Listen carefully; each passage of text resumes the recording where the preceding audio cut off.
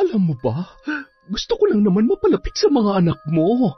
Pero kahit anong gawin ko, parang ako pa yung mali. Masaya ko kasi pinagtsatsagaan mo sila, honey. Yun nga pero alam mo ba, si Tristan kanina nakita ko na sinisilipan ako habang naliligo. Minsan naman, hinahawakan niya ako. Hindi na talaga ako komportable sa kanya. Tsaka kanina, alam mo ba, pag uwi namin galing airport, bigla niya na lamang akong hinalikan. Buti na itulak ko kaagad. Ano? Humanda sa akin yung batang yan. Lagot siya pag uwi ko. Ay, hayaan mo na lang. Baka nadala lang sa emosyon. Yung anak mong babae na lang ang isipin mo, seryo. Alam mo ba, umuwi yun ng lasing. At saka, pansin ko lang parang lumalaki yung tiyan niya. Hindi kaya buntis yun, honey? Makinig ka, sa tingin ko, gabi-gabi yung gumigimik. Kaya hindi talaga kaduda-duda na nakikipagkita yan sa kung sino-sino o di kaya'y nabuntis na mga kainuman niya. Kabata-bata pa nun na. Nako, sumasakit ang ulo ko sa dalawang yan. Honey, pangaralan mo nga para magtanda. Pag uwi ko, ako ang didisiplina sa kanila. Sa ngayon, ikaw na muna kung pwede lang. Kaya lang, baka awayin nila ako, honey. Taon 2017. Bukidnon. Kagagaling lang ni Angela sa bahay ng kanyang kaklase para tapusin ang kanilang project. Nagmamadali siyang umuwi dahil inabot na sila ng gabi. Ngunit pagkababa pa lang niya ng tricycle, agad na siyang natigilan sa nakita. Isa-isang lumalabas ng gate ang kanilang mga kasambahay. Bitbit ang malalaking kahon, maleta at mga supot na halatang minadaling binalot. Napakunot noo ang dalaga at dali-daling nilapitan ang isa sa kanila. Ate Mila, ano po nangyayari? Saan po kayo pupunta? Ngunit sa halip na sagutin, umiwas na lamang ng tingin ang babae at tahimik na tumalikod. Ganoon din ang ginawa ng iba, parang hindi siya naririnig. Isa-isa silang tumalikod at tuluyan ng naglakad papalayo. Iniwang tulala at nalilito si Angela sa tapat ng kanilang gate. Papasok na sana siya upang mag-usisa sa ama tungkol sa pag-alis ng kanilang mga katulong. Ngunit napahinto ang dalaga nang makasalubong niya si Nanay Isabel, na isang mayordoma sa bahay. Bitbit din ng matanda ang kanyang mga gamit habang paika-ikang naglalakad papalabas. Nanay Isabel, ano po ba nangyayari? Saan po kayo pupunta? Yung papa mo na lang ang tanungin mo, iha. Basta, lagi mong tandaan na pag may problema ka, tawagan mo lamang ako agad, ha? Mahal na mahal kita. Bakit naman kayo ganyan? Saan po kayo pupunta? Huwag niyo po akong iwan. Sama na lang po ako sa inyo, Nanay Isabel. Ano ka ba? Sasama ka talaga sa akin?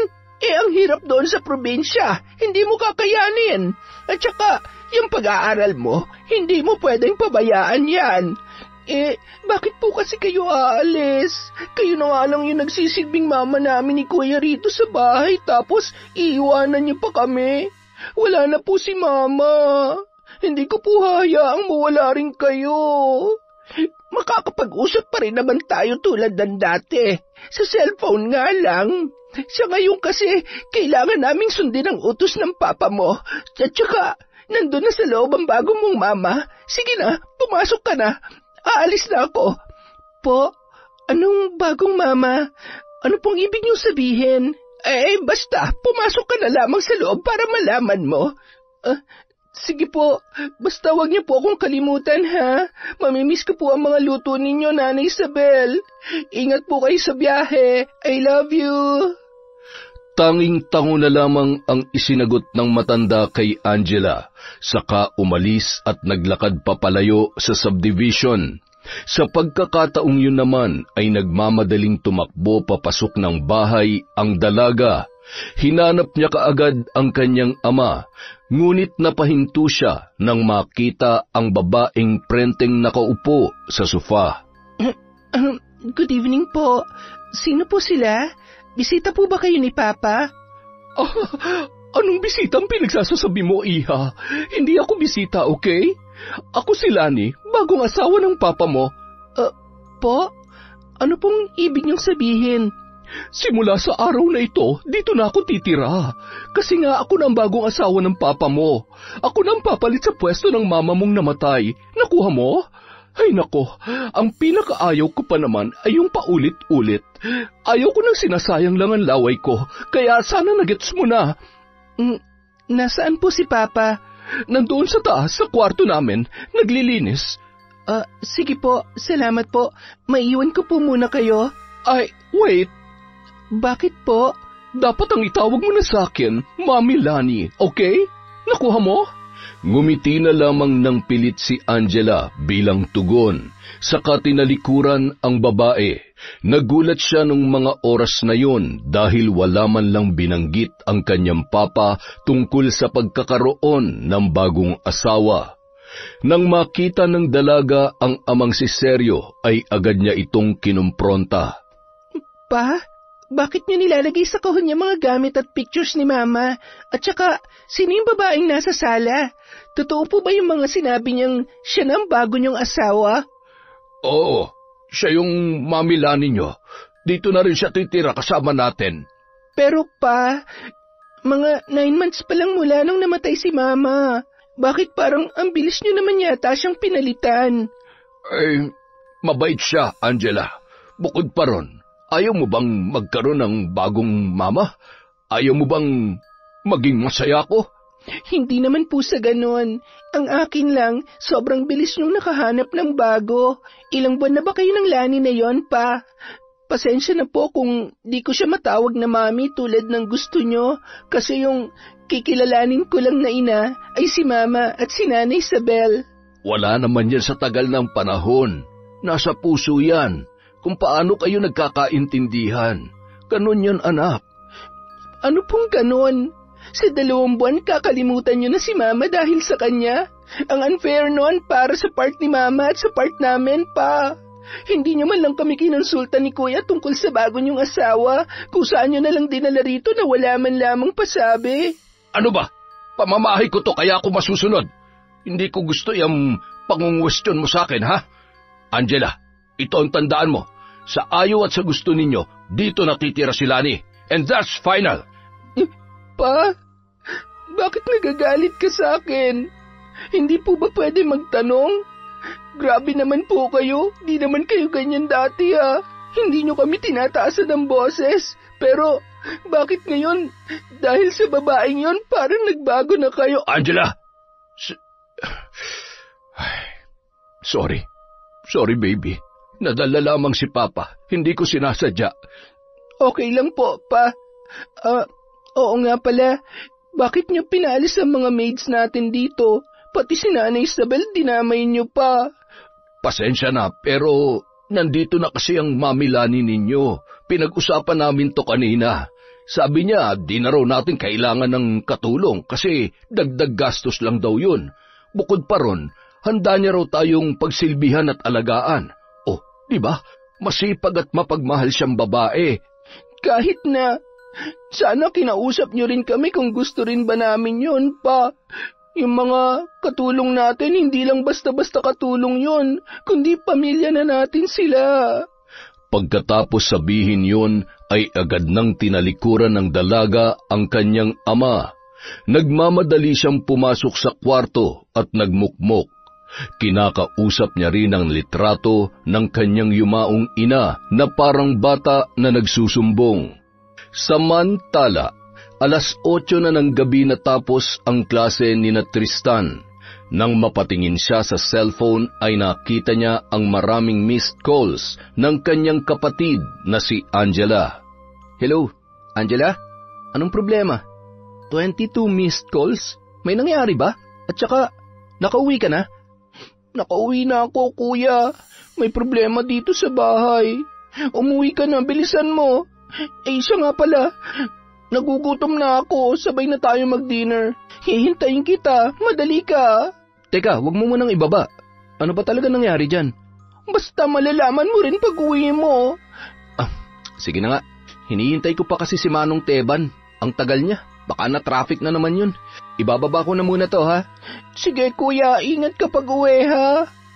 Napakamot noon na lamang si Tristan sa mga pinagsasabi ng kanyang kapatid. Maya-maya dumating ang driver nilang si Teban, kaya ang lalaki na lamang ang kanyang tinanong kung ano ang nangyayari sa kanilang bahay. Sir Tristan, pasensya na kung natagalan ako. Sobrang traffic po kasi, lalo na't may sunog dun sa unahan. Okay lang, Manong Teban. Siya nga pala, may tanong ako. Ano pong nangyayari sa bahay? Si Angela kasi tumawag ang sabi may problema daw. Kaya eto, minamadali akong umuwi. Wala naman nangyayari, sir. Bukod sa pinaalis yung mga kasambahay, may dinala lang namang chicks ang papa mo sa bahay. Yun lang po. Ano? Anong chicks?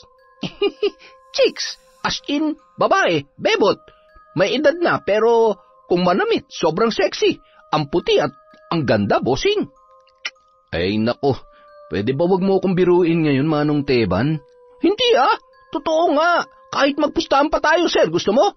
Hindi na, bilisan mo na lang ang pagdadrive para makarating tayo agad sa bahay.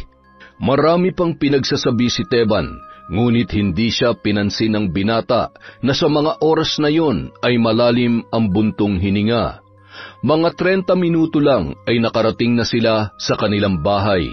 Nagmamadaling tumakbo si Tristan sa loob at iginala ang kanyang paningin. Ang unang nahagilap ng kanyang mata ay ang nakatalikod na si Lani, na sa sandaling iyon ay nakasuot lamang ng manipis na dress at hapit na hapit sa kanyang katawan. Walang suot na panloob ang babae bilang panakip sa pribadong bahagi ng kanyang katawan, kung kaya't bakat na bakat ang hindi dapat bumakat. Hello po? Sino po sila? Hi! Anak ka ba ni Seryo? Akala ko yung babae lang. Ang pogi mo naman bata ka. By the way, I'm Lani, ang bago niyang mom. Iniabot pa ni Lani ang kanyang kamay upang makipag-shake hands, ngunit hindi yun tinanggap ng lalaki. Bagkus tumingin lamang yun sa kisame. Sa pagkakataong yun kasi ay naiilang si Tristan sa babae dahil sa manipis na suot nito. Ha? Po? Ano pong ibig niyong sabihin? Hindi mo ba naintindihan? Ay nako, ayaw ko pa naman magsayang ng laway lalo na't gabi na, pero dahil gwapo ka, sige, i-explain ko para sa'yo. Makinig ka mabuti ha, ako at ang papa mo ay mag-asawa na. Mag-asawa? Teka lang po, nagkakamali po yata kayo. Tama ang narinig mo, iho. Kaya simula ngayon, ang tawag mo na sa akin ay Mami Lani, okay? Mawalang galang na po, Maiwan ko muna kayo. Siya nga pala, si Papa po nasaan? Nandun sa kwarto, pagod. Sinakyan ko kasi. Ay hindi, joke lang yon. Pailing-iling na lamang na iniwan ni Tristan ang babae. Nung mga oras na yon ay hindi pa rin maproseso ng isip niya ang mga nangyayari. Nagmamadali naman siyang pumunta sa kwarto ni Angela upang kausapin ito ukol sa mga pangyayari sa bahay. Buti nakauwi ka na, kuya. Kanina pa ako nagugutom Bakit pa hindi ka pa kumain? Ayoko nga bumaba. Kung hindi lang pinaalis ni Papa si Nana Isabel, for sure, dadalhan nila ako ng pagkain dito. Kainis naman kasi, kuya Parang naging sunod-sunuran na lang si Papa dyan dun sa Lani na yon. Kinausap mo na ba si Papa tungkol dito? Oo, napagtaasan pa nga ako ng boses Hindi naman niya sinasadya pero nakaka-disappoint lang. Bukas na bukas kakausapin ko rin siya. Hindi ko talaga nagustuhan yung bigla-bigla niyang pagdadala ng babae rito. Tama ka, ang bilis niya makamove on kay Mama ha. Huwag ka na mag-alala, ako nang bahala. Tara na sa kusina, kain na tayo. Nagugutom na rin ako Nagpatiunang lumabas si Tristan at sumunod naman si Angela. Nang mga sandaling yon ay wala na si Lani sa sala. Nakapatay na rin ang mga ilaw. Dahan-dahan na lamang silang nagpunta sa kusina at tahimik na kumain. Pagkatapos ay bumalik na sa kani-kanyang mga kwarto. Kinabukasan, 8:00 na ng umaga nang magising si Angela. Nagulat pa siya nang makita ang oras at sa pagkakataong yun, nagmadali na lamang siyang nagbihis ng kanyang uniform. Patay, late na ako. May exam pa naman kami sa first subject. Ay, kainis. Bakit kasi ang tagal mo nagising, Angela eh? Wala na sila Nanay Isabel para gisingin ka. Kaya, dapat masanay ka na wala sila, okay? Ay, naku Lord, tulong! Bulong na lamang ni Angela sa sarili at nagmamadaling lumabas ng kwarto habang siya ay pababa ng hagdan. Nakasalubong niya si Lani. Taas ang kilay ng babae nang tingnan siya mula ulo hanggang paa. Good morning po. Papasok na po ako. Na ganyan ang itsura? Amoy unan at laway pa. Naku, maghilamos ka ron, mag-toothbrush, magsuklay. Ano ka ba? Hindi ka ba nahihiya sa sarili mo? Ang sagwa mong tingnan, iha. Late na po kasi ako, Tita Lani. Sa school na lang po ako mag-aayos. Anong tita? Mami nga sabi. Sorry po. Hindi kasi ako sanay. Abay, dapat masanay ka na. Siya nga pala, papasok ka pa ba? Late ka na, di ba? Makakapasok ka pa kaya sa gate ng school? Papapasukin naman po ako. Hindi naman po ganun ka-strict sa school namin. Okay, pero wala ka pang kain. Papasok ka ng gutom? Sa recess na lang po ako kakain. Sige na po, aalis na po ako. Okay, sige. Kagigising ko lang din kasi hindi pa ako nakakapagluto. Bukod pa ron, si Teban inutusan ko mag-grocery. Baka matagalan yon. Okay lang po. Hindi rin kasi ako nagpapahatid at nagpapasundo sa school. Nagko-commute lang po ako. Talaga? Baka naman paraan mo lang yan para makapaglakwatsya o di kaya makipag-date sa boyfriend mo. Nako, hindi ko gusto ang ganyan, iha. Sorry po. Ano pong ibig niyong sabihin? Wala po akong boyfriend at saka mula pa naman nung buhay pa si Mama ay nagko-commute lang ako. Si Kuya Tristan lang po talaga nagpapahatid at nagpapasundo kay Manong Teban. O siya, sige. Umalis ka na. Ang dami mo namang kwento. Dinadamay mo pa yung patay. Kahit patay na si Mama, buhay pa rin siya sa puso't isipan namin ni Kuya. Ngumisi na lamang na tiningnan ni Lani ang papaalis na si Angela. Nung mga oras na yun ay gusto niyang hilahin ang dalaga at pagsasampalin. Hindi niya nagustuhan ang pagbibida-bida nito sa yumaong ina. Samantala, pagkagising ni Tristan ay nagmamadali siya nagpunta sa kwarto ni Angela. Ngunit wala na ron ang kanyang kapatid. Kung kaya't nagtungo na lamang siya sa kusina dahil sa mga sandaling yon ay kumakalam na ang kanyang tiyan. Naabutan naman niyang abala sa pagluluto si Lani. Nakasuot lamang yon ng maikling shorts at manipis na damit. Nakita na halos ang hinaharap. Dahil sa pagkailang ay nagmamadaling tumalikod ang binata at naglakad papalayo. Pero huli na dahil nakita siya ng kanilang madrasta. Hinila pa siya nito at iginiya papaupo. Dito ka lang muna, Pogi. Wala kasi ako makausap eh. Tulog pa yung papa mo. Pinagod ko kasi kagabi. Ay siya nga pala, may pasok ka rin ba? Mamayang 2:00 pa po. Ganoon ba? Abay, may oras pa pala tayo magkwentuhan. Pasensya na po. Balik na po ako sa kwarto ko, may mga assignments pa kasi akong gagawin. Iiwan mo ko dito? Malapit na tumaluto, maghintay ka lang. Busog pa po ako eh. Sige ho, maiwan ko na po muna kayo. Ay, hindi. Ako masusunod. Dito ka lang. Hindi na lamang umimik ang binata. Salita lang ng salita si Lani pero hindi niya yon pinapansin. Sa halip ay kinalikot na lamang niya ang kanyang cellphone at naglaro ng offline games para maiwasan ang tensyon. Nung mga sandaling yun kasi ay halos idinidikit ng babae ang kanyang katawan sa binata sa tuwing siya ay kinakausap.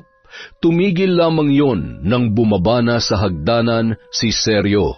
Gising na ang papa mo, Tristan. Hi, honey. Good morning. Ang tagal na gising, ha? Pagod? Ikaw talaga. Napakapilya mo. Hindi, Sige na, umupo ka na. Kakain na tayo. Ay, ano yung niluto mo?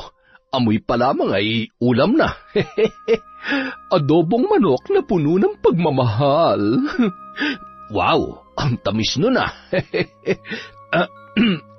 Pa, pwede ba kitang makausap kahit sandali lang? Ano ba yon, Tristan? Pwede bang sa labas tayo mag-usap, yung tayo lang dalawa? Sige lang. Honey, kakausapin ko lang muna tong anak ko, ha? Mauna ka nang kumain. Ay, hindi. Sabay-sabay tayo. Hihintayin ko kayo rito. Tristan, ano ba yung pag-uusapan natin? Si Mama po kasi sobrang formal manamit, kagalang-galang. Tapos, yung pong ipinalit nyo sa kanya, parang ibinabalandra pa sa buong mundo yung katawan niya. Aba, bastos kang bata ka. Hindi ka dapat nagsasalita ng ganyan sa Mami Lani mo. Teka pa, bakit po kayo nagagalit? Respetuhin mo siya, kagaya ng pagrespeto mo sa mama mo, Tristan. Hindi niyo ako pwedeng diktahan pa. Matanda na ako. Alam ko kung anong tama at mali. At kahit kailan, walang makakapalit sa pwesto ni Mama. Kaya, pasensya na kayo pa kung hindi ko matatanggap ang laning yan sa buhay natin. Mabuting tao si Lani. Oo, ganyan siya kung manamit, pero hindi ibig sabihin nun ay masama na siya. Kahit anong sabihin niyo, ayaw ko pa rin sa kanya pa. At saka, alam niyo bang na-late si Angela kanina? May exam pa naman sila. Kasalanan niyo to. Bakit ba kasi kailangan niyo pang palisin si Nanay Isabel? Sa katunayan nga po, mas deserving silang magstay dito sa bahay kesa dyan sa babae niyo eh. Dahil sa sinabing yon ni Tristan ay agad siyang nasampal ni Sergio. Hindi nagustuhan ng ama ang mga pinagsasabi niya, kaya siya nito pinagbuhatan ng kamay. Grabe, napaka-importante naman yata ng babaeng yan pa. Sinampal niyo ako dahil sa kanya. Tsaka pinagtasan niyo ng boses si Angela. Akala niyo hindi ko alam? Ikwento na sa akin ni Bunso ang lahat ng mga napag-usapan niyo kahapon. Bakit ba tutol na tutol kayo na magkaroon ako ng bagong karelasyon? Ha? Anak ko lamang kayo, tandaan niyo yan. Ano ba nangyayari sa inyo, pa? Hindi naman kayo ganyan dati ah. Hindi niyo kami sinasaktan. Pero nung pumasok sa eksena yung babae niyo, nagbago na kayo. Nagmamahalan kami ni Lani. Matanggap niyo man o hindi, wala na akong pakialam. Ewan ko sa inyo, pa. 2 months pa lang kayo, in love ka na. Ang weird naman yata. Makalis na nga lang. Oy, teka, saglit. Saan ka pupunta? Magpapahangin lang po. Nagmamadaling lumabas ang binata at naglakad papalayo. Nung mga oras na yon, bumalik na si Sergio sa kusina kung saan naghihintay si Lani.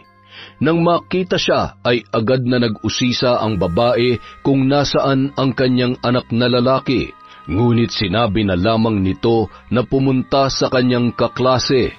Tayo lang palang kakain, pero hayaan mo na. Sige na, umupo ka na. Ay, teka, inumin mo muna to. Teka, ano ba talaga ito? At araw-araw mo akong pinapainom. Ano lang yan, inumin mo para maging mas matibay ang mga buto mo. Ganun ba? Ano bang ingredients nito? Para lang naman tong tubig na naging brown, pero ang pangit nga lamang ng lasa at ang baho. Pero mabisa naman. Salamat, honey. Na-appreciate ko lahat ng mga ginagawa mo. Walang anuman, honey. Basta para yan sa ikalalakas ng iyong katawan. I love you. Mahal na mahal din kita. Siya nga pala, pupunta ako sa Davao para asikasuhin ang negosyo roon.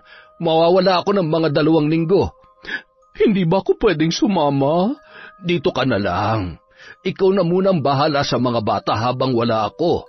Huwag ka mag-alala, bibigyan kita ng pera para pang salon at pampaderma mo. Sa iyo ko na rin ibibigay ang allowance ni Tristan at Angela. Ikaw na lang ang bahalang mag-budget. Ayos lang ba yon? Oo naman. Sige, ayos na ayos yan. Kailan ka ba alis? Mamayang tanghali. Magpapahatid ako kay Teban sa airport. Sama ko sa paghatid sa iyo, honey, ha? Okay lang ba? Sige lang. Bakit naman hindi? Pag uwi ng mga bata, sabihin mo na lamang sa kanila, ha? Okay. Sige. Ako nang bahala, honey. Nang magtanghali nga'y hinatid na ni Teban at ni Lani si Sergio sa airport. Nakasuot lamang ang babae ng mga oras na yon ng maikling shorts na halos kita na ang hindi dapat makita. Halos lumawa na rin ang hinaharap nito. Nang makalabas ng sasakyan ay hindi magkamayaw na tumingin sa kanya ang mga kalalakihan na dumaraan. Ikaw na ang bahala sa mga anak ko, honey, ha? Oo nga, makakaasa ka, honey. Basta, inumin mo yung gamot na nilagay ko sa tumbler mo, ha? 1 lagok kada gising. Tanging-tango lamang ang isinagot ng lalaki sa kanya, saka humalik bago umalis. Ilang minuto lang ay umuwi na sina Teban at Lani. Habang nasa biyahe ay palaging tumitingin ang lalaki sa salamin sa harap. Kita kasi roon ang refleksyon ng babae na parang siya ay inaakit. Ay nako, tigilan mo na nga yung pasulyap-sulyap mo sa akin, Teban. Ano, type mo ba ako? Ha? Po, madam? Ano pong ibig niyong sabihin? Alam kong kanina mo pa ako pinagpapantasyahan. Sige na, pagbibigyan kita. Pagdating natin sa bahay, wala naman tao doon, di ba? Ay, pasensya na po kayo, madam. Hindi naman po sa ganun. Ayaw mo ba sa akin? Wala pang tumatanggi sa akin, Teban. Pero, huwag kang mag-alala. Isisikreto lang natin yun. Ay, asawa po kayo ng amo ko, madam. Hindi ko magagawa sa inyo yung mga sinasabi ninyo. Katawan ko naman to, di ba? Walang makakaalam. Sige na, bilisan mo ng pagmamaneho. Kasi pagdating natin sa bahay, ikaw naman ang idadrive ko. Hindi na umimik pa si Teban. Sa halip ay pinaharurot na lamang niya ang takbo ng sasakyan. Pagdating sa bahay ay parang tuta na sumusunod sa amo ang lalaki. Sa pagkakataong yun, hindi niya na makontrol ang sarili at nagawa niya ngang matikman si Lani. Samantala, mga 1:00 na nang makauwi ng bahay si Tristan. Nagmamadali siyang pumunta sa kwarto upang magbihis. Pagkatapos ay hinanap si Teban. Hindi niya yun makita.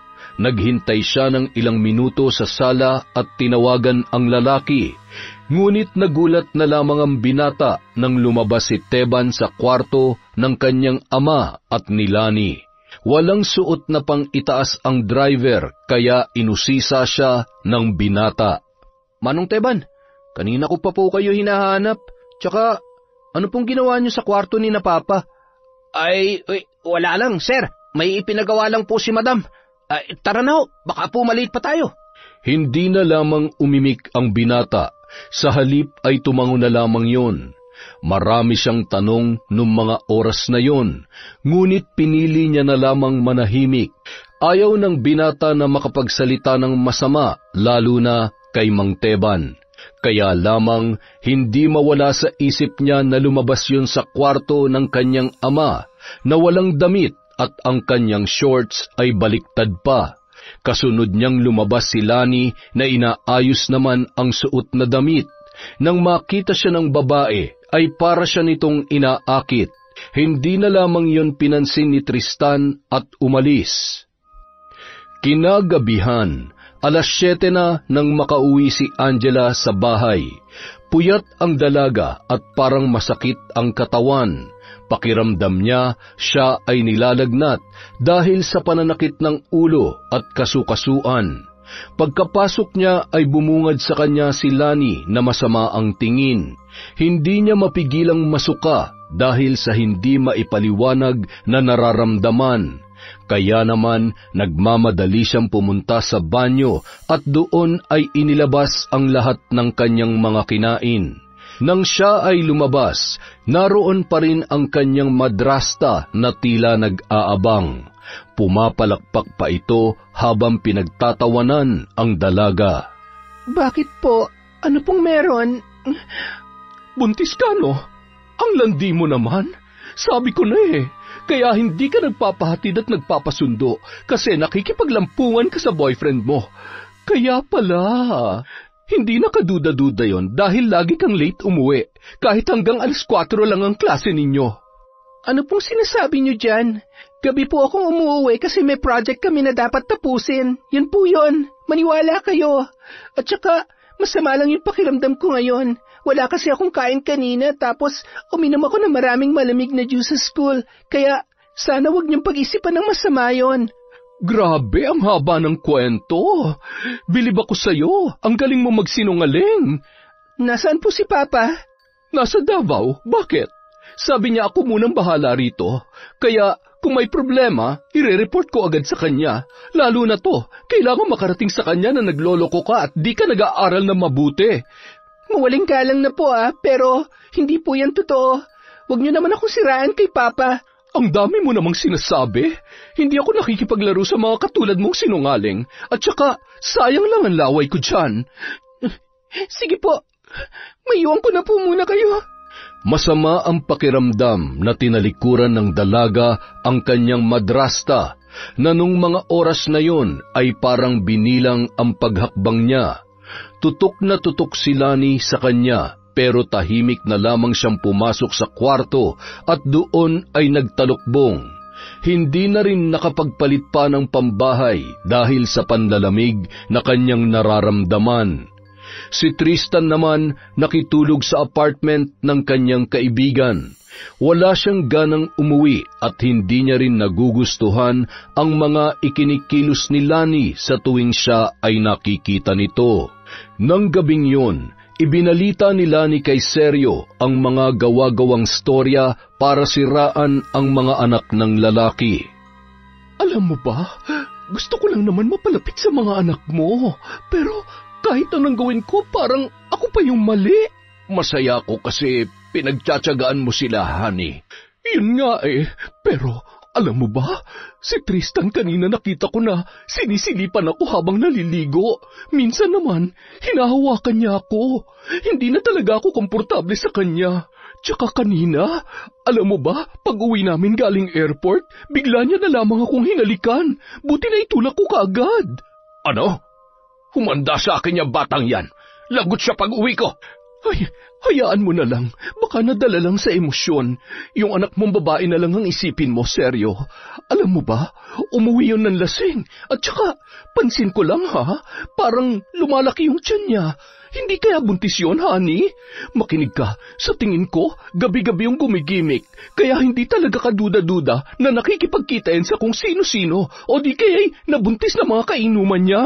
Kabata-bata pa nun Nako, sumasakit ang ulo ko sa dalawang yan. Honey, pangaralan mo nga para magtanda. Pag uwi ko, ako ang didisiplina sa kanila.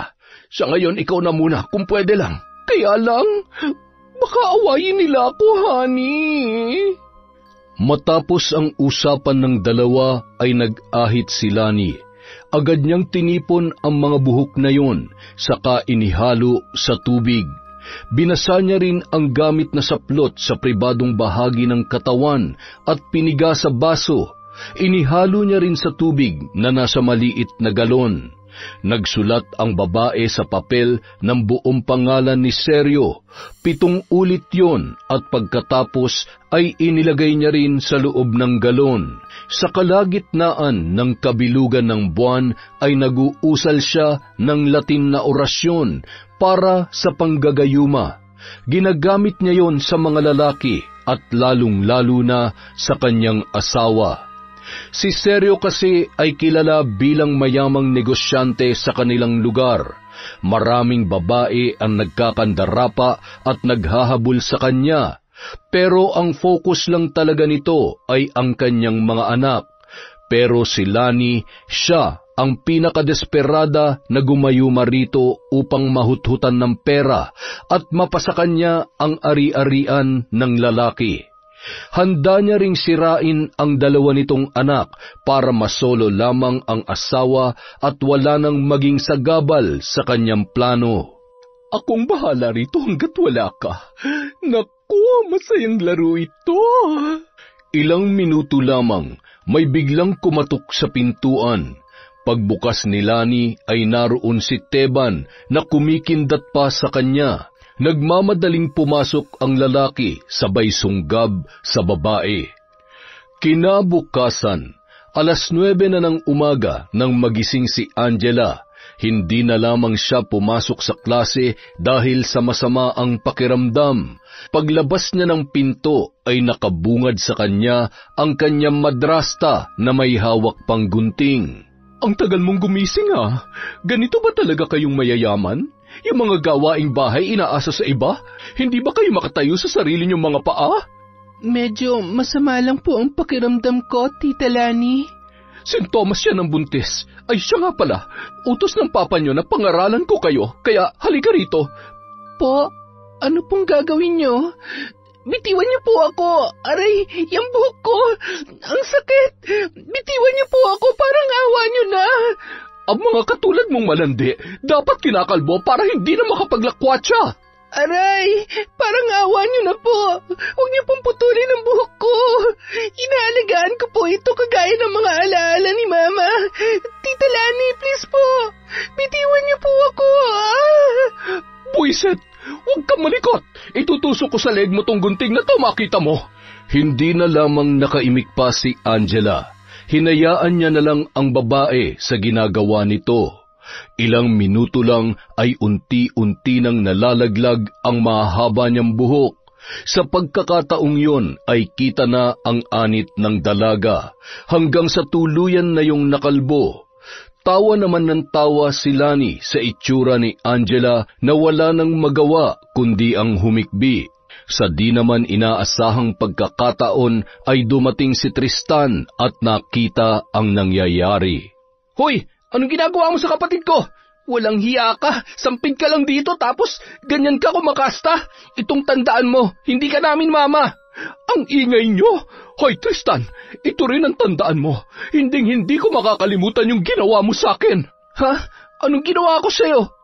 Akala mo ba di ko alam na sinisilipan at binibidyohan mo ako sa tuwing naliligo ako? Hinablot mo rin ako kahapon sa kwarto mo at muntik mo pa akong gahasain. Hayop ka! Sasabihin ko rin sa papa mo na sinasaktan mo ako. Walang hiya, ano yung mga pinagsasasabi mo? Nakarugby ka ba? Nag-hallucinate ka na yata eh. At saka, anong sinisilipan? Binidyohan? Ginahasa? Sinaktan? Kahit CCTV hindi maniniwala sa'yo eh. Magpasalamat ka, walang ganun dito. Kung ano-ano na lang ang mga pinagsasasabi mo. May sayad ka ba? May tililing ka? Aray! Bitiwan mo ako! Nababaliw ka na. Wala kaming ginagawa sa'yo. Hindi ka nga namin hinahawakan o pinagbubuhatan ng kamay eh. Makakarating to kay Seryo. Sasabihin kong pinagtutulungan niyo ako. Eh di sabihin mo, di ako natatakot at saka sana multuhin ka ng mama namin. Pagkatapos yun sabihin ni Tristan ay agad niyang dinala ang kanyang kapatid sa kwarto nito. Umiiyak ang dalaga habang tinititigan ang kanyang sarili sa salamin. Mainit ka. Magpahinga ka na lang muna rito. Magluluto lang ako sa baba. Kuya, pinagbibintangan niya akong buntis at puro lakwatsa lamang daw ako. Kaya, eto kinalbo niya ako. Maniwala ka, kuya. Kaya ako gabi mo uwi minsan kasi may mga project kami ng mga kaklase ko. Alam ko yan, naniniwala ako sa'yo. Bakit hindi ka nanlaban? Natatakot ako, kuya. Kainis, sobra. Para sa akin, hair holds memory pero pinutol niya lang. Ang dami kong memories kasama si mama nun eh. Sa susunod, kapag sinaktan ka niya ulit, lumaban ka. O di kaya tumawag ka sa akin. Kahit nasa gitna pa ng discussion, uuwi ako. Basta, promise, nandito lang ako lagi para sa iyo, bunso, ha? O, sige na, magpahinga ka na. Salamat, kuya. Pagkatapos sabihin yon ay agad nang umalis si Tristan at nagpunta na sa kusina upang ipagluto ang kanyang kapatid. Naabutan niya pa roon si Lani na nakatapis lang ng tualya habang nagluluto. Oh, nandyan ka na pala. Ano, nagugutom ka na? Ako na lang ang kainin mo. Baliw ka na talaga. Lumayo ka nga sa akin. Nakakadiri ka. Pilit na namang idinikit ng madrasta ang kanyang katawan sa binata, ngunit hindi yun nagustuhan ni Tristan kung kaya't siya ay tinulak nito, dahilan para matumba ang babae. Aray, ang sakit! Bakit ba ganyan kayo? Matatanggap ka naman namin bilang madrasta, pero kung ganyan kang kumilos, pasensya na lang po, pero hindi ko kayo rerespetuhin. Isusumbong kita sa papa mo. Pagdating niya, lagot ka sa kanya. Pumikit na lamang si Tristan, dala ng matinding galit. Sa pagkakataong yon, nagmamadali namang naglakad si Lani papunta sa kanyang kwarto. Ang binata naman ay nagluto ng makakain nila ng kanyang kapatid. Pagkatapos ay tinawag niya na si Angela para kumain. Nang bumaba ng hagdan ang dalaga ay tinakpan niya ang kanyang ulo ng tuwalya. Napabuntong hininga na lamang si Tristan dahil sa mga nangyayari. Samantala, abala sa pagsesend ng picture si Lani kay Sergio, mga peking larawan. Ipinapakita roon ang mga sugat at galos na ang may kagagawan ay ang dalawang anak ng lalaki. Sa kabilang banda, habang nagbibihis ng uniform si Tristan, ay bigla na lang tumawag ang kanyang ama. Nung mga oras na yon, naisip niya na nagsumbong na ang kanyang madrasta.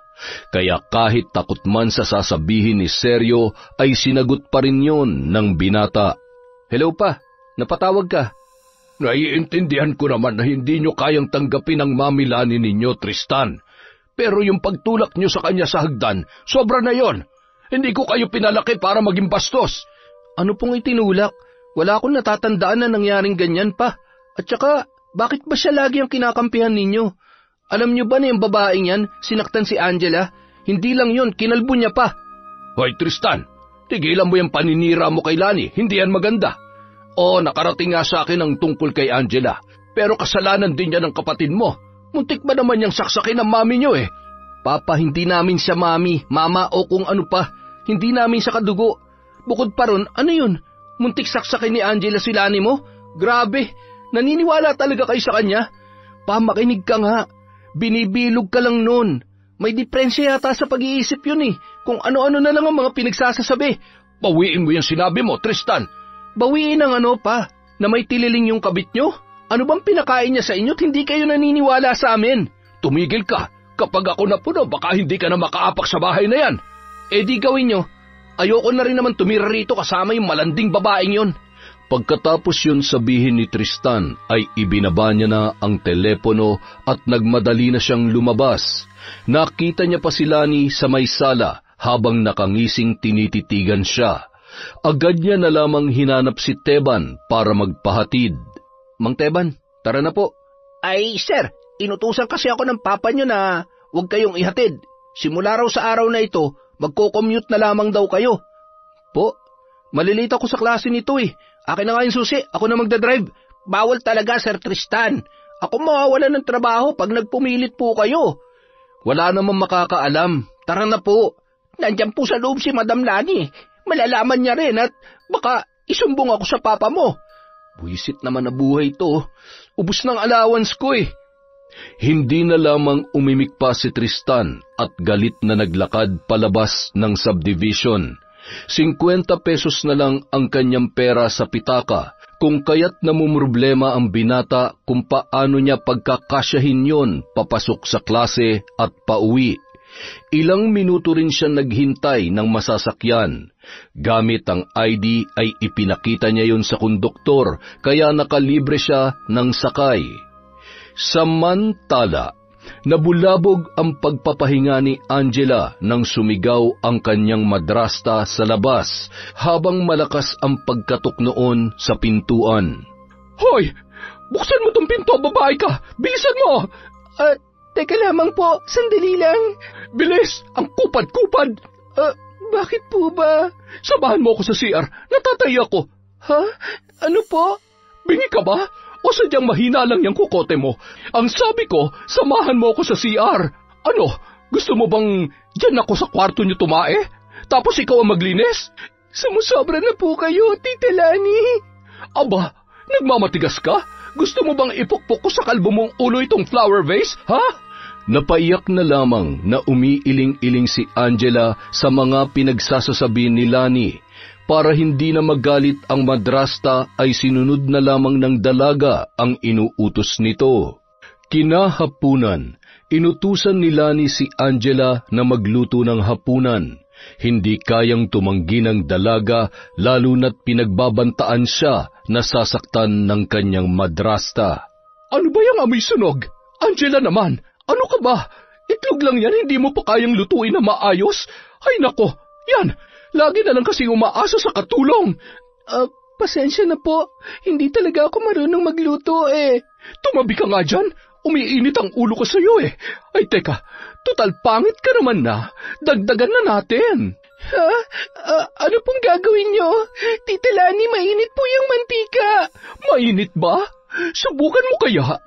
Aray, bitiwan niyo po ako. Ang sakit, ang hapde. Ang init. Mainit pala talaga. Sorry ha. Peace na tayo, okay?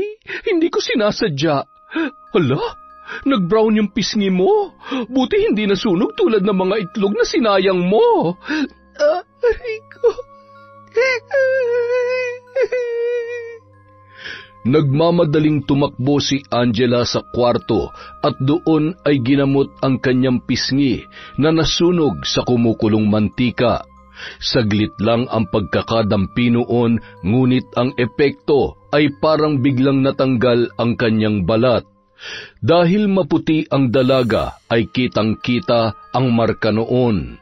Agad niyang tinawagan si Tristan para magsumbong, ngunit hindi yun nasagot ng kanyang kapatid. Ilang minuto lamang ay pumasok sa kwarto niya si Lani. Oh, ayan ang pagkain mo.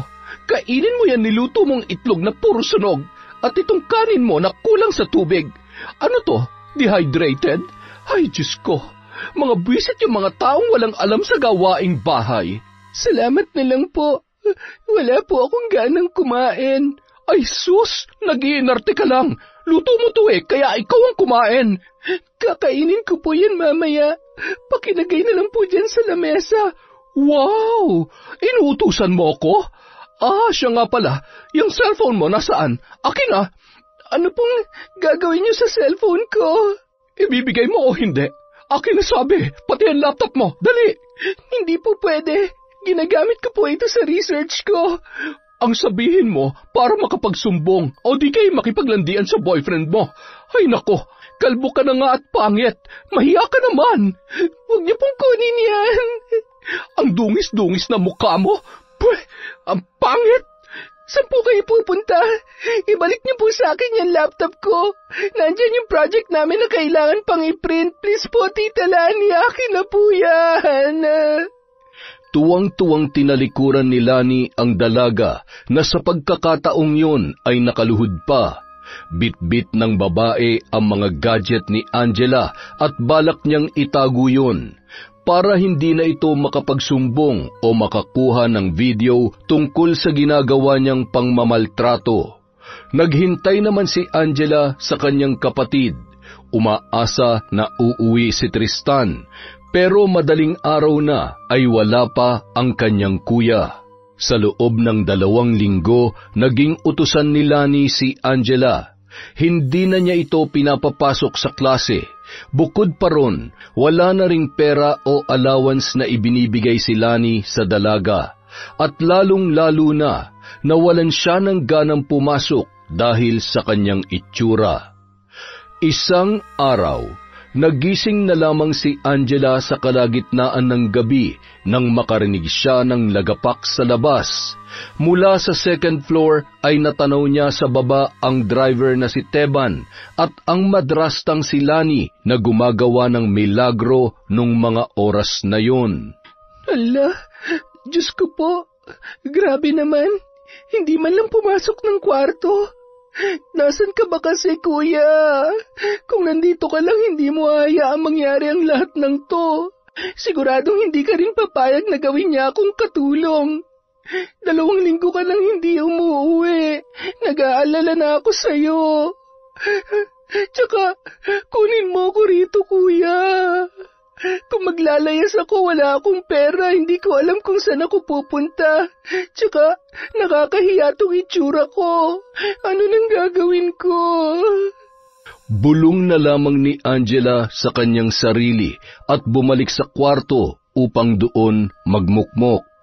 Kinabukasan, 8:00 na nang bumaba ang eroplano ni Sergio sa airport. Malaki naman ang ngisi ng kanyang sundo na si Teban habang kumakaway pa sa kanya. Oh, bakit ikaw lang? Si Lani nasaan? Pagod sir. Natagalang gumising. Napuyat yata yung kagabi sa paglalaro. Naglaro kasi kami ng barahe, kaya ayun, tulog pa rin si madam. Ganun ba? O siya, sige, tara na. Namimiss ko na ang misis ko . Kung ganun ba naman kaganda at kaseksi ang asawa sino ba naman ang hindi gaganahang umuwi? Ang swerte nyo, sir. Ay, swerte talaga. Para ako nanalo sa loto. Tumawa na lamang si Teban sa mga sinabi ng kanyang amo. Sa pagkakataong yun ay sabik na si Sergio na makita si Lani, lalo na at 2 linggo siyang nawala sa kanyang pamilya. Samantala, pababa na ng hagdan si Lani nang marinig ang busina ng paparating na kotse. Napabalik sa taas ang babae at nagmamadaling nagpunta sa kwarto ni Angela. Angela, buksan mo ang pinto, bilis! Sandali lang po. Dalian mo! Buisit na yan! Bakit po? Halika, mag-usap tayo rito sa may hagdan. May kailangan lang akong sabihin sa'yo. Sige po. Ano po yun? May iutos po ba kayo? Pakitingnan nga tong buhok ko. Ang kati kasi, dito banda. Saan po? Dito po ba? Tingin ko, dahil sa puting buhok na to, Tita Lani. Aray! Ang sakit! Bitawan mo ako, Angela! Aray! Bakit ba nagagalit ka sa akin? Gusto ko lang naman maging mama mo, pero aray! Ang buhok ko! Ano po nangyayari sa inyo? At saka, yung kamay ko masakit. Kayo lang po nagdidiin ang kamay ko sa buhok ninyo. Aray ko! Honey! Tulong! Yung anak mo bigla na lamang akong sinugod! Nagulat na lamang si Angela nang bigla na lang namilipit sa sakit si Lani. Sa pagkakataong yun, pinapalabas ng madrasta niya na sinasaktan siya ng dalaga. Angela, ano yung ginagawa mo? Bitiwan mo nga yung mami Lani mo. Aray, huwag mo akong itulak. Anak, yung buhok ko, huwag mong hilahin, masakit. Angela, tumigil ka na. Nang makalapit sa kanila si Sergio ay bigla nitong sinampal ang anak at tinulak. Patago namang ngumisi si Lani sa ginawa ng lalaki sa dalaga. Bakit niyo po ako sinampal? Wala po akong ginagawang masama. Anong wala? Kitang-kita ng mga mata ko kung paano mo sinabunutan ng mami mo. Muntikan mo pa siyang itulak sa hagdan. Ano? Hindi ko kayo pinalaking ganyan, Angela. Hinawakan niya po yung kamay ko, Pa. Maniwala po kayo. Siya po yung may gawanan sa sarili niya. Huwag ka nang tumanggi. Kitang-kita ko, Angela. Ano bang ginawa niya sa'yo para gawin mo yan, ha? At saka, akala mo ba hindi nakarating sa akin ang pinaggagawa niyo rito ng kuya mo habang wala ako? Alam ko lahat at hindi ko gusto yung pagiging swail niyo. Huwag mo nang pagalitan ng bata, honey. Hindi niya sinasadya yun. Di ba, Angela? Pero, sana, sa tuwing nag-a-advise ako, dapat hindi niyo yun minamasama at hindi dapat kayo nagdadabog. Mali yun, okay? Pero, mahal na mahal kita. Hindi ko kaya magalit sa iyo, Angela. Wala po akong ginagawang masama, Pa. Maniwala po kayo. Nagsisinungaling po siya. Angela, anak, ano ba? Pagod sa biyahe ang papa mo. Pag-usapan na lamang natin tumamaya. Sige na, pumasok ka na muna sa kwarto mo. Nang sinigawan ulit siya ng ama, ay nagmadali nang pumasok sa kwarto si Angela at doon ay umiyak na lamang. Hindi niya inaakalang magiging masama siya sa paningin ni Sergio. Kahit anong sabihin ng dalaga ay hindi siya nito pinaniniwalaan. Ang madrasta naman ng mga sandaling yun ay umaakto na nasasaktan at animoy biktima sa mga nangyayari. Sa mga lumipas na araw ay naging bait-baitan si Lani sa kanya sa tuwing nasa harap ni Sergio. Ngunit kung hindi na nakatingin ang lalaki ay palaging sinasaktan ng babae si Angela. Oh, bakit hindi ka pa kumakain, Angela? Lumalamig na yung pagkain mo. Wala po akong gaanang kumain, Pa. Ayusin mo nga yung itsura mo. Nasa hapagkainan tayo. Sorry po. Oo nga pala. Ano, kailan ka pa natutong uminom, ha? Nakikipag-inuman ka sa mga kalalakihan tuwing gabi. Balita ko hindi ka kaagad umuwi at nakikipagkita ka sa kanila. Hindi ka na rin pumapasok sa klase at naglalakwatsa ka na lang. Tapos, pag uwi mo, lasing ka raw. Hindi ka ba nahihiya? Kababae mong tao, Angela. Pa, hindi po totoo yan. Tinataasan mo na ako ng boses ngayon? Saan mo nakuha yan, ha? Sa kanila ba? Maniwala naman po kayo sa akin, Pa. Kung pagsasabihan ka naman ng mami Lani mo, magdadabog ka. Ano na bang gagawin namin sa iyong bata ka para magtino ka? Magsasalita pa sana si Angela, ngunit biglang sumulpot si Lani na may dalang kung anong inumin. Na-high blood ka na naman, honey. O eto, inumin mo tong pampakalma. Ay, salamat, honey. Mahal na mahal talaga kita. Salamat din pala sa pagdidisiplina sa mga anak ko nung wala ako, ha? Ay naku, wala yun. Itinuturing ko na rin naman talaga silang sa akin. Hindi na sila iba. At napamahal na rin ako sa mga anak mo, honey. Ganon sila kahalaga sa akin. Ay, oo nga pala, si Tristan. Pag nakita ko ang batang yun, ay nako, lagot talaga siya sa akin. Oo nga pala, si Tristan ha? Sumisilip siya nung naliligo ako. Pero okay na yon. Napatawad ko naman na siya. Wag mo nang problemahin. Sige na, inumin mo na to. Damihan mo. Nang lagukin ni Sergio ang isang basong inumin, hindi niya mapigilang mapangiwi dahil sa asim at pait. Nang malagok niya na ang lahat ng yon, ay parang naging mapungay ang kanyang mga mata at bigla na lang sinunggaban ng halik si Lani. Ano ka ba? Nakikiliti ako. At saka, nasa pagkainan tayo, honey. Bukod pa rin nandito ang anak mo, mahiya ka naman. Ano po yung pinapainom niyo sa kanya? Gamot yan para hindi siya ma-high blood. Sige na, pumasok ka na sa kwarto mo. Hindi ka pa ba tapos kumain? Wala kang gana? Ang mabuti pa dalhin mo na lang yan. Tanging-tango na lamang ang naitugon ni Angela sa kanyang madrasta. Saka nagmamadaling pumasok ng kwarto, bit-bit ang pinggan ng pagkain. Hindi makalimutan ng dalaga kung paano nagbago ang reaksyon ng ama nang makainom yun ng gamot na ipinainom ni Lani. Ano kaya yun? Parang tubig sa kanal eh. Parang ang dumi-dumi. Pero bakit biglang nagkaganon si Papa? Napaka-weird naman. Bulong ni Angela sa sarili. Lumabas siya saglit ng kwarto at tumingin sa baba kung naroon pa ang kanyang ama. Ngunit nakita na lamang ng dalaga na naghahalikan ang dalawa habang paakyat ng hagdan. Nagmamadaling bumalik ang dalaga sa kanyang silid at tahimik na bumuntong hininga. Kinagabihan, umalis si Sergio kasama ang driver na si Teban, kung kaya't si Angela na lamang at ang madrasta niya ang nasa bahay. Inabangan ng dalaga ang babae na lumabas ng kwarto nang sa gayon ay makuha niya ang kanyang cellphone. Ganoon nga ang nangyari dahil ilang minuto lang ay nagpunta sa likod ng bahay si Lani, bit-bit ang malaking galon. Buti lumabas na rin siya. Sana hindi ako mahuli. Sige na, magpakita ka ng cellphone. Ha? Teka, anong meron dito? Picture ni Papa na napapalibutan ng kandila. Sandali. Nasaan ba kasi yung cellphone ko? Mag-focus ka nga, Angela. Ay nako, kinakabahan ako. Mangkukulang ba yung babaeng yon? Napatalon na lamang sa tuwa si Angela nang makita ang kanyang cellphone. Nagmamadali siyang lumabas at bumalik sa kanyang kwarto.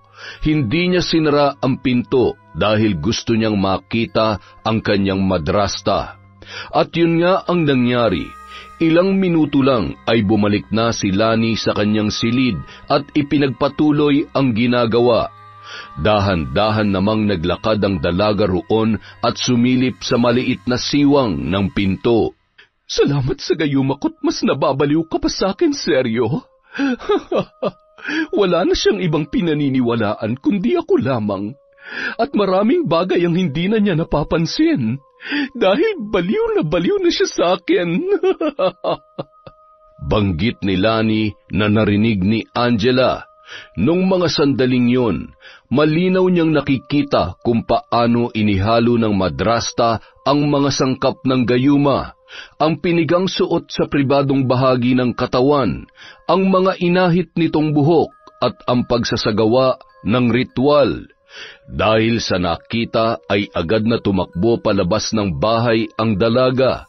Bitbit sa kaliwang kamay ang kanyang cellphone. Napahinto siya saglit at kinuha ang sinampay na bestida ng madrasta. Ginamit niya yon na pantakip sa kanyang ulo. Tumakbo siya ng tumakbo upang makalayo sa subdivision. Hingal naman siya na nakaabot sa highway at sa sandaling yon ay napakamot siya sa kanyang ulo. Ay nako, ang bobo mo talaga, Angela. Sana nangupit ka man lang para meron kang pamasahe. Pero, saan ka naman pupunta? Ito na ba kasing sinasabi ko eh. Hindi ko na alam kung anong gagawin ko ngayon. Tiningnan niya ang kanyang cellphone at kinalikot yon. 10% na lang pala to. Tapos ang malas pa kasi wala ng load. Pero, dahil Girl Scout ka, sige, umutang ka na lang ng load, Angela. Pwede pa naman yata akong umutang ng load sa SIM na to. Sana lang talaga. Please, Lord, help me. Bulong ng dalaga sa sarili. Nang makapag-load ay agad niyang tinawagan si Nanay Isabel, ang mayordoma nila noon na naging inainahan na rin nila sa mahabang panahon. Hello po, Nanay Isabel, kayo na po ba to? Hello, sino po sila? Nanay Isabel, si Angela po to, yung makulit yung alaga. Oh, himala at napatawag ka. Namimiss na kita, anak. Ano, kumusta? May kwento ka ba sa akin? Tulungan niyo po ako, Nanay Isabel. Parang awa niyo na po. Abay, ano nangyari sa'yo? Nasaan ka ngayon? Bakit ang ingay-ingay dyan? 10% na lang po ang battery ko. Hindi na po ito magtatagal. Madedeadpat na, kaya makinig po kayo mabuti. Marami po akong kwento sa inyo pero pwedeng sa personal ko na lang po sabihin sa inyo. Pupuntahan ko po kayo. Hoy, Angela, ano bang sinasabi mo? Malayo tong probinsya namin at saka gabi na, delikado. 2 linggo na po akong hindi pumapasok, Nanay Isabel. Kung makikita niyo lang po ako ngayon, hindi niyo aakalaing ako pa yung anak-anakan ninyo. Kaya, please po, tulungan niyo ako makalayo sa lugar namin. Nasa highway po ako ngayon, wala akong perang pamasahe at hindi ko alam kung saan ako pupunta. Pwede bang dyan muna ako sa inyo? Sige na po, natatakot po ako. Hay, nag-aalala na rin ako tuloy sa yung bata ka. Sige, iti-text ko sa iyo ang address at saka ako na magbabayad ng pamasahe mo. Natuwa naman ang dalaga dahil hindi siya kinakalimutan ng matanda. May malasakit pa rin yun sa kanya. Ilang minuto lang ang lumipas ay dumaan na ang bus papunta sa probinsya ni Nanay Isabel. Nagmamadaling sumakay si Angela at umupo sa may likurang bahagi. Halos maiyak-iyak siya nang makita na nakalayo na siya sa lugar. Habang nakatingin sa harap ay bigla na lamang may nakitang rebulto ng tao ang dalaga, para yung si Lani na masamang nakatingin sa kanya. Paulit-ulit naman siyang kumukurap at malalim na bumuntong hininga. Takot akong lumabas sa gabi pero mas natatakot ako sa'yo. Bulong na lamang ni Angela sa sarili. Makalipas ang ilang oras ay nakarating na siya kina Nanay Isabel. Nakita niyang nakaabang ang matanda sa kanya. Pagkababa niya ay inabot din nito ang pamasahe sa konduktor. Abay, muntik na kitang hindi makilala. Diyos ko, kambata ka, oo. Ano nangyari sa'yo? Tumatayo po ang balahibo ko, Nay. Pwede po bang doon na lang natin pag-usapan sa loob ng bahay niyo? Tahimik na naglakad ang dalawa, papunta sa maliit na kubo ng matanda. Pagkarating ay agad na nang hingi ng makakain ang dalaga dahil sa mga sandaling yon ay kumakalam na ang kanyang sikmura.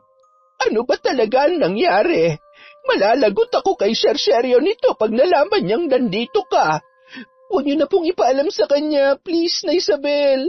Ay, sige, ikaw ang bahala. Pero, bakit ganyan ang itsura mo? Kinalbo po ako ni Tita Lani, yung bagong asawa ni Papa. Pinagbibintangan niya akong nabuntis dahil sa paglalakwatsa at umuuwing lasing daw gabi-gabi. Tapos, tungmuka ako naman, sinabuyan niya ng mantika. Inutusan niya kasi ako magluto ng itlog pero hindi ako marunong magluto eh. Kaya tingnan nyo, muntik na masunog. Buti na lang may tubig doon. Ay nako, Diyos ko. Ano pang ginawa niya sa'yo? Hindi ba alam ng papa mo ito? Si Kuya Tristan mo? Nakakatampo nga po si Kuya kasi iniwan niya na lang ako. Hindi na siya umuwi o nagpapakita man lang. Si Papa naman, mas pinaniniwalaan niya si Tita Lani kesa sa akin. Grabe po yung pinagdaanan ko ron na Isabel. Sabi ko na nga ba masama ang kutob ko sa babaeng yon. Alam niyo po ba kung ano-ano pong pinagagawa niya sa akin? Pero ang matindi po, ilang beses ko na silang nakikita ni Manong Teban na nag-aano na Isabel. Yung ginagawa ng mag-asawa. Alam niyo na po ang ibig kong sabihin, di ba? 2 linggo kasing nawala si Papa, kaya ayun, malayang-malaya si Tita Lani na gawin kung anong gusto niya. Sigurado ka ba? Ay, grabe. Pero hindi naman kaduda-duda yon kasi kita naman yon kung paano siya manamit at kung paano niya dalhin ang kanyang sarili. Pero meron pa po kayong dapat malaman, Nanay Isabel. Ano yon? Nakita ko si Tita Lani na nag-aahit ng niya, tapos nilagay niya sa maliit na container na may tubig. Yung panty niya rin po, binasa niya at piniga niya para ihalo din doon. Tapos dinadasalan niya. Nung hinanap ko yung cellphone ko kanina sa kwarto nila, nakita ko yung picture ni Papa sa sahig na napapalibutan po ng mga itim na kandila. Bago ko umalis, narinig ko pa yung sinabi niya na mas mababaliw pa daw si Papa sa kanya dahil sa tulong ng gayuma. Sa tingin ko, yun po yung lagi niyang pinapainom kay Papa. Ala, yan ang rason kung bakit hindi ka pinaniniwalaan ng Papa mo. Naging sunod-sunuran na siya sa panggagayuma ng babaeng yon. Pero hayaan mo, alam ko kung paano siya pahihintuin. Paano po? Tulungan niyo po kami, Nanay Isabel. Bukas, Biyernes, 3:00 ng hapon. Basta, ako na ang bahala. Sige po, marami pong salamat. Ay, siya nga pala, sino pong kasama niyo rito? Kayo lang po ba mag-isa? Oo, ako na lang. Yung asawa ko kasi matagal nang patay at yung 2 ko namang anak nandoon sa Maynila. Mga profesional yon. May pamilya na at masaya na sa buhay. Kinalimutan na nila ako pero masaya ako ngayon at nandito ka. Ang alaga kong napakakulit. Mahal na mahal ko po kayo, Nanay Isabel. Ay, mahal na mahal din kita. Sige na, ang mabuti pa ay kumain ka na muna dyan. Tanging ngiti na lamang ang isinagot ni Angela at kumain. Pagkatapos ay natulog katabi ng matanda. Nanibago pa siya, lalo na't walang electric fan o aircon, at ang ingay din ng mga tuko at gamo-gamo sa paligid. Pero kahit ganoon ay nakatulog naman ang dalaga dulot ng sobrang pagod. Kinabukasan, maagang nagising si Nanay Isabel upang kumuha ng mga halaman na pwedeng gamitin sa pagpapahinto sa ginagawang gayuma ng asawa ng kanyang amo. Hinukay niya rin sa tapat ng puno ng balete ang inilibing na mga gamit sa pambabarang. Dinala niya yon sa kubo at inihanda. Kinahapunan, isinagawa niya na ang kanyang binabalak. Mas maganda at magiging epektibo sana kung may gamit ka ng Lani na yon. Damit po, meron po akong dalang damit niya. Talaga? Saan? Eto po, nadala ko yan kagabi, ginamit kong pantakip ng ulo.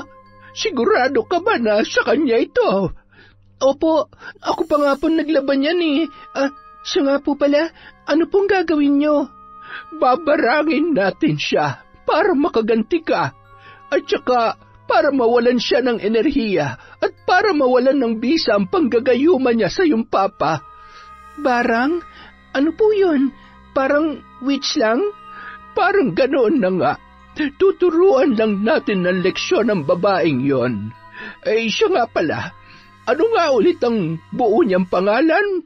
Pakisulat mo sa papel at dapat 7 ulit. Pagkatapos ay lukutin mo at talian ng pulang sinulid. Naintindihan mo ba? Tanging tango na lamang ang isinagot ni Angela at sinunod ang utos ng matanda. Nang sumapit ang eksaktong 3:00 ng hapon, ay agad na kumuha ng mainit na tubig si Nanay Isabel at inilagay yon sa maliit na palanggana na nilagyan niya rin ng dahon ng puno ng balete. Inilapag nila yon sa harap ng altar, pagkatapos ay nagsindi ng 24 kandilang itim at inilibot yon doon. Nag-orasyon naman ang matanda ng mga Latin na salita. Ilang minuto lang ay inilagay niya ang bestida ni Lani sa palanggana at binuhusan din ng pinulbos na mga tuyong dahon ng gumamela. Akin na ang papel na sinulatan mo, Angela. Kinakabahan na iniabot yon ng dalaga at kunot noong pinagmasdan ang matanda. Nung mga oras na yon, binulungan yon ng dasal ni Nanay Isabel bago inihagis sa loob ng planggana. Nang mabasa na ang papel, bigla na lang naging ipis ang mga pulbos ng gumamela, ang dahon naman ng balete ay naging uod, at ang sinulid na pula na pinantali ay naging linta. Nung mga oras na yon, ay bigla na lamang naging pula ang tubig na parang dugo. Nay, Diyos ko, ano po yan? Yung bestida ni Tita Lani, napalibutan na ng mga insekto. Shh! Tumahimik ka lamang, Angela. Pasensya na po. Hindi na lamang umimik pa ang dalaga at tahimik na pinagmamasdan ang matanda sa ginagawa nitong ritual. Samantala, habang naliligo si Lani ay bigla na lamang siyang nakaramdam ng paninikip ng dibdib. Nagmamadali niyang pinatay ang shower at nagtapis ng tuwalya. Dahan-dahan siyang bumalik sa kwarto, saka humilata sa kama. Ilang minuto lang, bigla naman siyang napabalikwas ng bangon nang makaramdam ng pangangati sa pribadong bahagi ng kanyang katawan, na unti-unti na ring kumalat at nung pagkakataong yon ay naging pigsa. Napakamot na lamang ang babae, lalo yung lumala at may naglabasan ng nana. Sumargo naman sa bibig niya ang mga puting uod. Sa gulat ay napasigaw siya, ngunit napahinturin nang makitang ang nana sa kanyang katawan ay sinisipsip ng mga linta. Tulong! Tulungan niyo ako! Seryo! Teban! Tulong! Nagmamadaling pinagpagnilani ang kanyang katawan at pilit na tinatanggal ang mga lintang nakadikit. Paika-ikang naglakad ang babae pababa ng hagdanan, ngunit nawalan siya ng balanse kung kaya't siya ay nahulog doon. Wala siyang kung anong saplot sa katawan, kaya kitang-kita ang mga sugat at pigsa na nagsisilabasan na ang nana. Aray ko! Ang kate! Tulong! Buisit na yan! Ang tagal naman ninyo!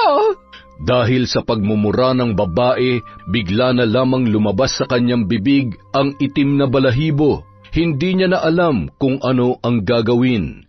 Pilit siyang tumayo at naglakad palabas, ngunit natumba pa rin siya. Nararamdaman niya naman na parang unti-unting lumalayo sa kanya ang mga linta dahil sa sinag ng araw. Kahit mainit ay humiga sa lupa si Lani. Para siyang batang umiiyak dahil sa maraming uod na nasa kanyang ulo. Samantala, habang nagmamaneho ay napahinto si Teban nang makitang nagsusuka sa kanyang likuran ang among si Seryo. Sir, ayos ka lang? Ano pong problema? Ang sakit ng tiyan ko, Teban. Aray ko. May nakain yata kayo, nainom na hindi maganda, sir. Dalhin ko na po kaya kayo sa ospital. Hindi na lamang umimik pa si Seryo at hinayaan na lamang ang kanyang driver. Sa pagkakataong yun, nagulat siya nang makita ang kulay berdeng likido na kanyang isinuka. Unti-unti namang nanlabo ang kanyang paningin at ilang minuto lang siya ay nahimatay. Binilisan naman ni Teban ang pagpapatakbo ng kotse, kung kaya't agad din silang nakarating sa ospital. Agad inasikaso ng mga doktor ang lalaki at sinuri. Ngunit wala namang problema ayon sa kanila. Pinainom lang nila si Sergio ng maraming tubig at pinagpahinga. 6:00 ng hapon nang sila ay makauwi na sa bahay. Sa pagkakataong yon, inalalayan ni Teban ang amo sa paglalakad papasok sa loob. Ngunit napahinto sila nang makita si Lani na namimilipit sa sakit habang pagulong-gulong sa lupa. Dala na rin ng pangangati ng kanyang katawan. Ano nangyayari kay Madam Lani, sir? Naku po, ang dungis-dungis. Teban, honey, tulungan niyo ako. Madam, tumayo ho kayo riyan. Tutulungan sana ni Teban ang babae, ngunit napahinto siya at umatras dahil sa pandidiri doon. Sa pagkakataong yun, parang naging amoy bangkay si Lani at ang inuuod nitong katawan ay para nang naaagnas. Bakit ka lumalayo? Teban, tulungan mo ako. Honey, tulungan mo ako. Ha? Sino ang tinatawag mong honey, miss? Hindi kita kilala. Naku, pasensya ka na. Ano? Oy, seryo, ako to ang bago mong asawa. Anong asawang pinagsasasabi mo dyan? Patay ng asawa ko. Teban, tara na sa loob. Buisit ka, seryo. Bakit hindi ka nakikinig at sumusunod sa akin, ha? Nababaliw ka na ba? Hindi nga kita kilala. Nagmamadaling pumasok si Sergio sa loob ng bahay at pabagsak na isinara ang kanilang pintuan. Kunot noon namang nakatitig sa kanya ang driver na nagtataka sa kanyang mga ikinikilos. Sino bang babaeng yun, Teban? Uminit ang ulo ko dun, ha? Ang kapal na mukhang sabihin na asawa ko siya. Sir? Asawa niyo naman po talaga si Madam Lani, sir. Teka, ano ba talaga nangyayari sa inyo? Ay, wala akong maalala o matanda ang nag-asawa ko ulit. Ay, oo nga pala. Nasaan sina Tristan at Angela?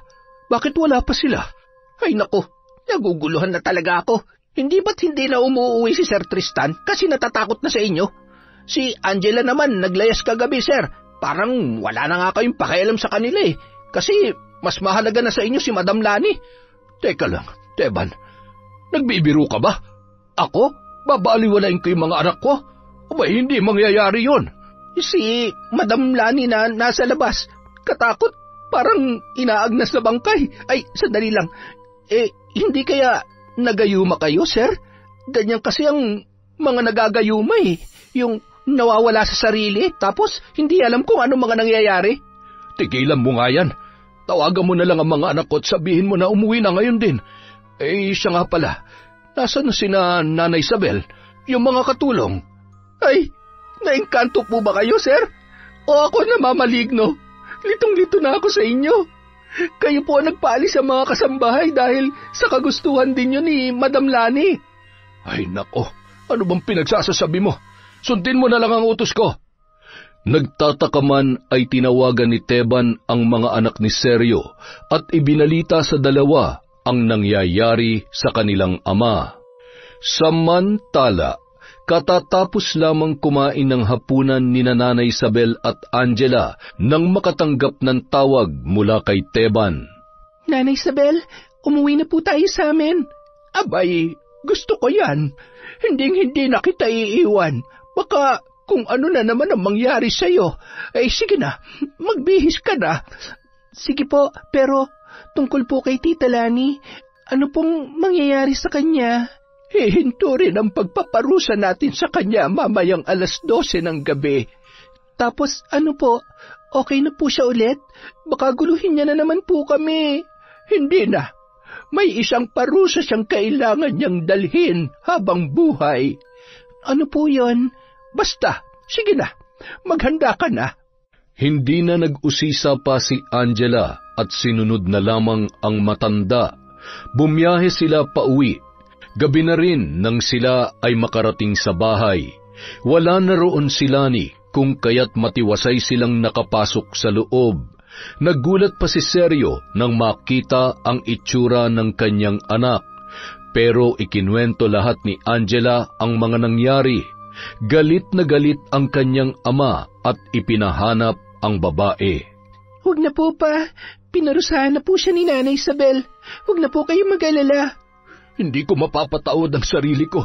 Kasi basta ko na lamang siyang hinayaan na masaktan kayo. Wala pong may gusto sa nangyari, Pa. Hindi naman po natin inaasahan yun eh. Tumango na lamang ang kanyang ama sa sinabi ni Angela. Nagpasalamat din siya sa matanda dahil sa pagtulong nito sa anak at sa pagiging tapat sa kanyang pamilya. Makalipas ang ilang oras, dumating na rin si Tristan. Kinakabahan pa ang binata na pumasok, ngunit hindi pa man siya nakakahakbang ay sinalubong na siya ng yakap ni Sergio. Si Angela naman ay tahimik na pinagmasdan ang dalawa. Angela, sorry. Sorry, bunso. Iniwang kita at pinabayaan. Hindi ko ginusto yun. Wala na kasi akong pera kaya nag-part-time job ako. Sobrang hectic lang ng oras. Grabe yung nangyari sa akin nung wala ka, kuya. Pero okay na yon.